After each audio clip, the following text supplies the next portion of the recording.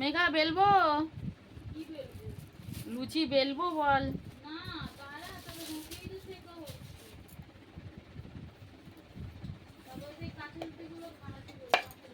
আজকে শরীরটা ভালো না, তাই একটু দেরি হয়ে গেল আমাদের রুটি করতে, নালের থেকে একটু আগে হয়ে যায়।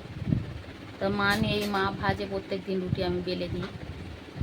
মা আজকে আমার মেয়েকে একটু পড়তে দিতে গেছে, যেহেতু আজকে শরীরটা আমার খারাপ। তাই বোন এসছে, বোনকে বললাম তুই তাহলে একটু রুটিটা সেঁকে দে, আমি রুটিটা বেলে দিই। এই যে আজকে যেহেতু মঙ্গলবার আমরা নিরামিষ খাই, তো তোমাদের দাদা ভাইয়ের জন্য রুটি হবে, আমাদের সবার জন্য লুচি হবে।